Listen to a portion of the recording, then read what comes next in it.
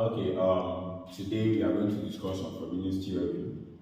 We are going to see how to use Fobrenius Theorem to solve ordinary differential equation. We are going to see how to test for the regularity or irregularity of a singular point of the Fobrenius Theorem. So before I go ahead to solve questions under Fobrenius, let's discuss the entirety of its theorem. So Fobrenius Theorem, the equation of Fobrenius Theorem should be in this form: a of x y prime prime plus b of x y prime plus c of x of y is equal to 0. So this is how the typical Fobrenius equation would look like. So the next step, so let's discuss about the singularity of the Fobrenius theorem. So in Fobrenius theorem, there are two types of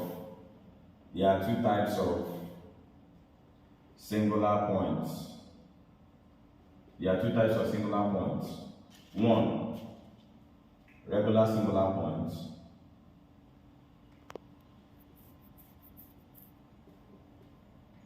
And two, irregular singular points.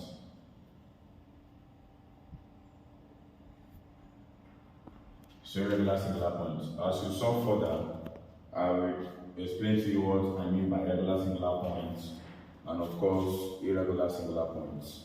Okay?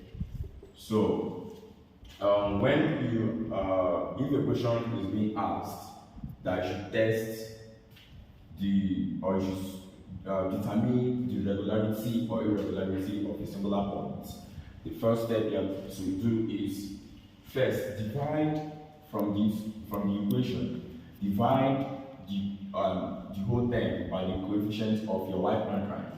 So if I divide with the coefficient of my y prime prime, my second differential, I'm left with my y prime prime plus b of x over a of x,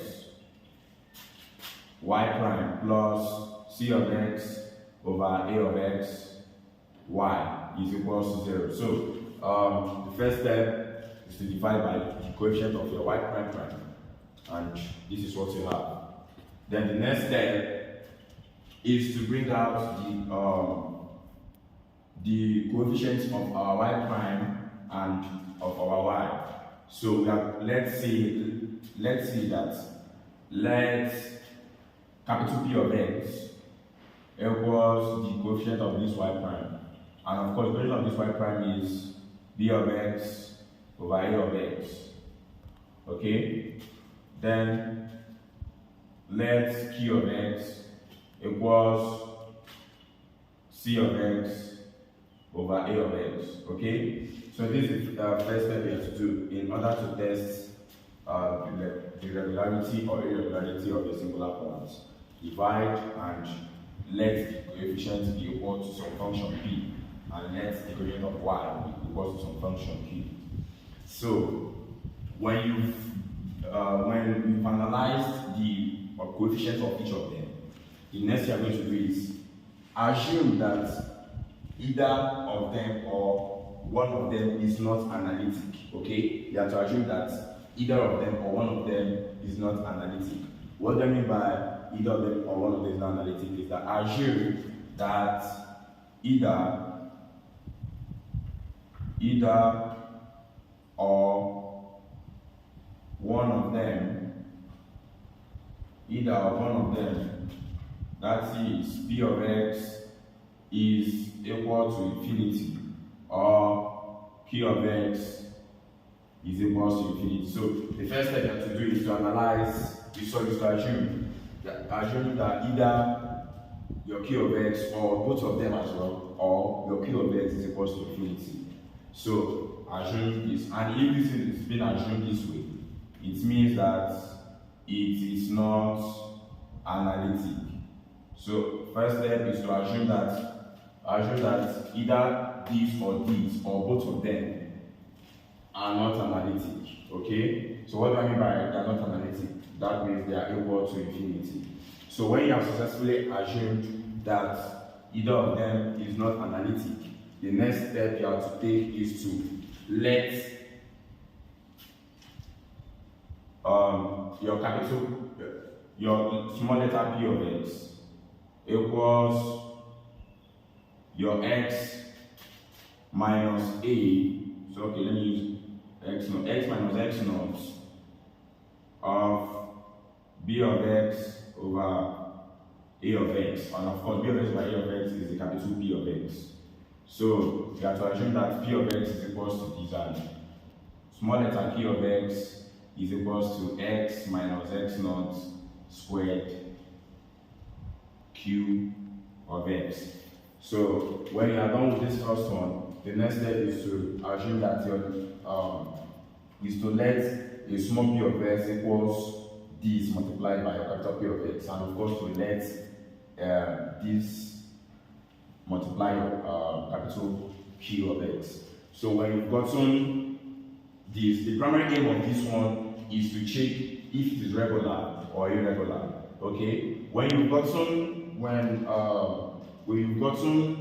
that either of these is not analytic from your capital P of x and your capital Q of x, we have gotten that either of them is not analytic. It means that you've gotten a singular point. When you have already assumed and you've shown that either of them is not analytic, this point becomes a singular point. It becomes a singular point, okay? That point where a singular point, it just kind of views in a way that it's a point where this first capital P of x and the capital P of x is not analytic, okay? At that point, when either of them is or one of them is not analytic, is that singular point. So then from these subsequent ones, you are going to test for if it is regular or if it is irregular. Okay? Now when it is a regular singular point, is only when it can be a regular singular point. It can be a regular singular point when your small p of x is not equal to infinity, or your small q of x is not equal to infinity. So in this case, this isn't analytic. Sorry, this is analytic because it is not equal to, sorry, this is analytic. This is analytic. And it has a regular singular point. Okay? A regular singular point. So a regular singular point is a point where p of x or q of x is not equal to infinity. Okay? So but in a situation that after you've done for this one and you've gotten to the small letter p of x and the small letter p of x, and you get that your p of x is still equals to infinity, or your small p of x is still equals to infinity, this is not analytic, and it has an irregular singular point. Irregular singular point. So the irregular singular point talks about when it is equals to infinity after you analyze this one, where this is equals to infinity, that is irregular singular point. And of course, when it is not equals to infinity, it is a regular singular point. So we are going to solve the equation on that to explain further how to apply everything that said here to the equation. So let's take an example.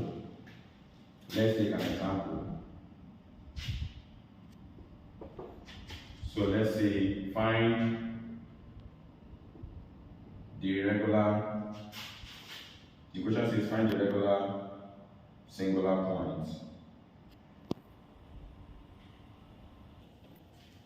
Okay, so find the regular singular points of the differential equation. Of the differential equation.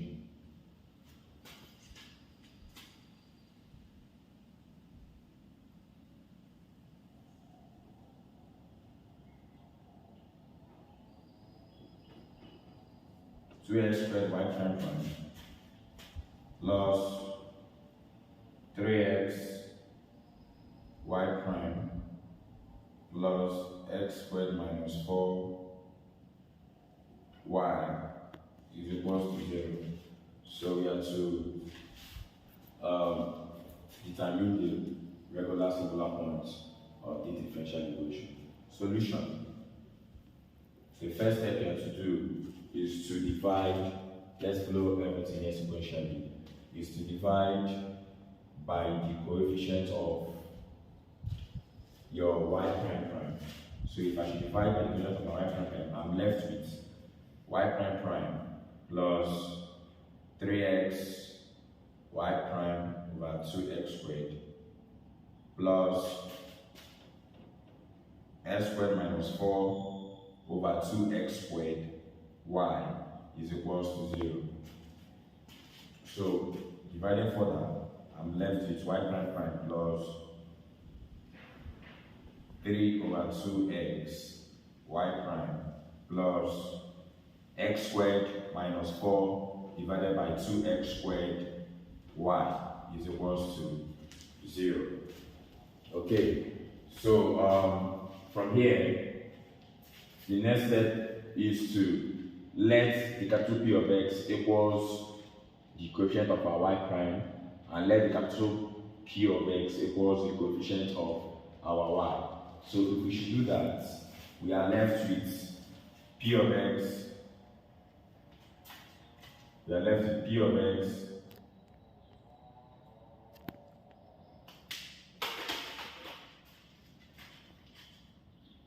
P of x equals the coefficient of our y prime, which is 3 over 2x. So 3 over 2x, and our Q of x, which is equals to the coefficient of our y, which is x squared minus 4 divided by 2x squared, x squared minus 4 divided by 2x squared. Okay, so we succeeded in bringing out this 10. So the procedure says that we are to assume. Procedure says that we are to assume that either or one of them is not analytic. Okay, so what you have to do here is, at what point, what value of x am I going to put to make it not to be analytic? Okay, so what value of x am I going to put here to make it not to be analytic? And recall that any value of x you have to impute in this place will be the value of your x naught in the when you are dealing with the smaller p of x and the smaller q of x. Any value of x you are imputing here should be the value of your x naught and your x naught in this place. So let's assume that my x is equals to 0. So if my x is equals to 0, we can clearly see that if I impute 0 here and I impute 0 here, my capital P of x is equals to infinity. And also, my capital Q of x is also equals to infinity. Hence, this whole stuff is, it is not analytic. It is not analytic, and it has a singular point. Okay, as I told you earlier, this is to test for the singular. You have to assume it's not analytic, and of course, that point of it not being analytic is going to be a singular point. Okay, the point of this P of x and the Q of x not being analytic is a singular point. So it has a singular point about the origin. So it has a singular point about the origin. which means x is equal to 0. So about the origin, it has a singular point. Okay, so the next step we have to do is to let the smaller p of x equals to this function and the smaller p of x equals to this function. So if I let my smaller p of x equals to x minus x naught capital P of x, I am left with x minus 0. What is my p of x? My p of x is 3 over 2x times 3 over 2x. Of course, this gives me x times 3 over 2x, and in turn gives me 3 over 2. So let's check for the smaller p of x. For the smaller p of x, we are left with x minus 0 to the second power of q of x, so which is x squared, because x minus 0 is x. So you are left with x squared. Q of x is of course x squared times x squared minus 4 divided by 2 x squared. So this can cancel this. So we are left with x squared minus 4 divided by 2. Now if you look at this equation, if you look at the value of this answer, and of course the value of this answer, you would agree with me that it has